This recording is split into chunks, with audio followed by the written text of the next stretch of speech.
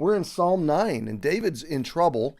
Psalms 9 and 10 go together. David is giving us sort of a comprehensive, global, cosmic view of God's justice and judgment, God's righteousness, and a sense of global events, that they're all in God's control, and that he's on a timeline, and that soon enough he will rise up in judgment. He will judge perfectly and fairly and rightly. He will reckon with all injustice. And I was meditating on this during the opening a few moments ago. We're in Psalm 9, verses 19 and 20 is kind of where we left off last time. Arise, O Lord, let not man prevail.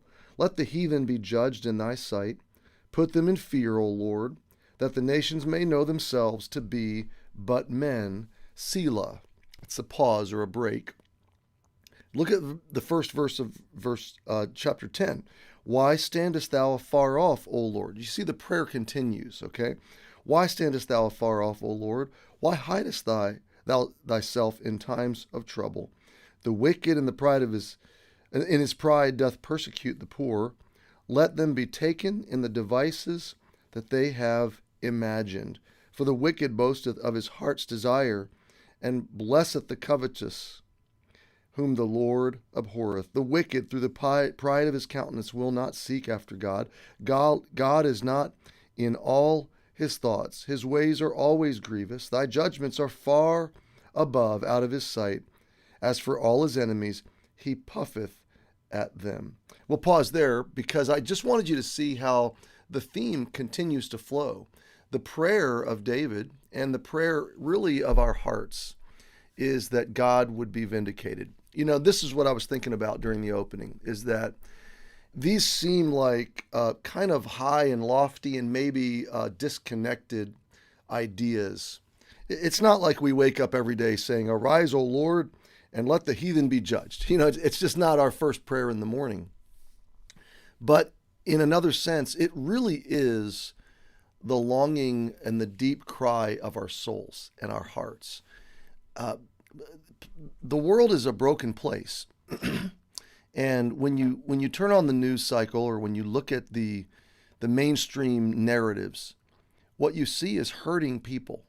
What you see is desperate hearts crying out for some sort of deliverance, some sort of salvation.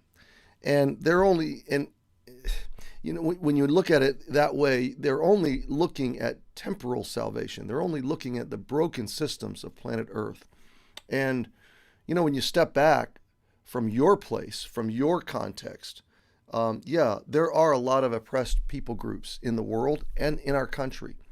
There are a lot of ways that I want to be careful how I say this, because I do believe in the system of America. I think it's the best that's ever been invented. I think it's the best that's ever been made. Our liberty is precious, and everybody truly does have the same opportunity to rise up and to grow up and to take responsibility and to be educated and to experience success in a temporal way. So I get that, and I value that, and I understand that. But at the same time, even when you look around America, there is great disparity, right? And not always because somebody's working hard and somebody's not working hard. I realize there's that disparity. But sometimes there's someone working hard and they do not experience the same success or the same equity. But even when you take away those opportunities, there is a great disparity in terms of those who have experienced legitimate, true oppression and those that have experienced maybe less of it. To some degree, we've all experienced some of it. But when I look at my life, I can't really say that I've been oppressed. I've had difficulties. I've had trials and hardship. And I guess there have been seasons or moments or ways that you would say, well, that was oppression, or that was that was a difficulty being pressed upon you. But I guess what I'm driving at, my friend, is that if you have any compassion or pity in your heart and soul, then there are ways you would look around and go, wow, I wish God would fix this. I wish a reigning power with all authority and all goodness and all equity and all justice could thoroughly, finally, ultimately purge the planet of injustice, of oppression. And we get afraid of governments trying to do that because we've seen that what too much power in the hands of any man or any system is corrupting. It's a corrupting thing because man is corrupt, man is sinful, and therefore the systems of men are sinful and corrupt and broken.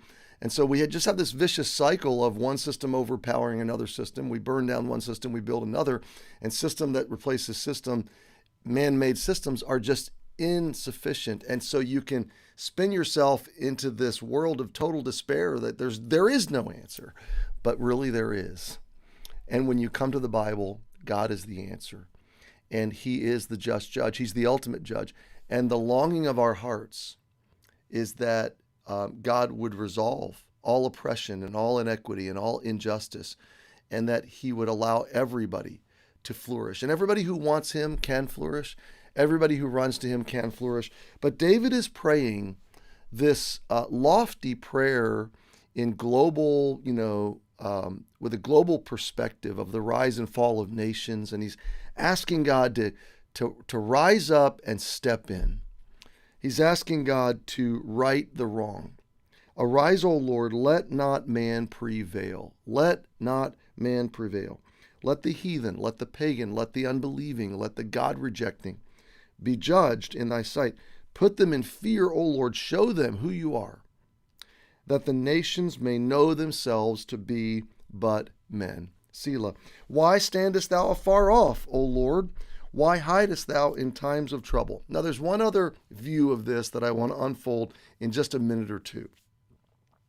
The idea of arise, O Lord, is that David's sense of it is that God is being passive, that God is sitting down on the job, that God is asleep on the job. Now, is he? Of course not. We know that, okay? And David knows that, otherwise he wouldn't be praying to God. So, arise, O Lord, is the idea that God's been sitting down on the job, and David wants him to stand up and get back in the game. Verse 1 of chapter 10 kind of unfolds a similar idea. Why are you standing afar off? Why have you removed yourself? Why are you so distant? Why are you hidden? Why are you masking the view of creation from yourself? In times of trouble, God, there's trouble all around us, and we really need you. Now, here's the idea. Is God afar off? No. Is he sitting down on the job? No. Is he truly hiding? Did he remove himself from what's going on in creation? No. How do we know that David knows that? Because he's talking to God. He's approaching God. He knows that God is very present. What David is expressing is the sense or the experience that God is passive in the moment, or sitting down, or standing afar off, or removed himself, or that God has hidden himself, or somehow that he doesn't care. It's the sense, it's the experience that David is giving to God. God, I know you're here. That's why I'm talking to you. God, I know you're engaged. That's why I'm crying out to you, because you're in charge. But God, would you insert yourself in a manifested way, in an experiential way, in a sensory, perceivable, tangible way? God, I need you to show up. Okay, now, my friend, it's dangerous to build your faith on your senses. It's dangerous to build your faith on your experience or your emotions or your perceivable, experiential interactions with God. No, our faith is built on our trust in God, that whether we sense him or not, he is. Whether we see him or not, he is active, he is engaged, he is always there. We bank on his word, we bank on his promises, we bank on what is true regardless of how we feel, okay? But there's nothing wrong with asking God, can you give me a sense that you're here? Can you give me a sense that you are engaged, that you haven't gone anywhere? Can you give me a sense that you're not sitting this one out in my life. I need to know you are there. And that is a reasonable prayer to pray. So maybe just maybe today finds you wondering where God is, feeling like he's passive or disengaged in your life, or you've been forgotten. You haven't. So reach up to him and ask him. And I do this often. God, just show me. Just show me one little pinhole of light that you're still here and still engaged. And I bet you he will. Happy Thursday. We'll see you tomorrow.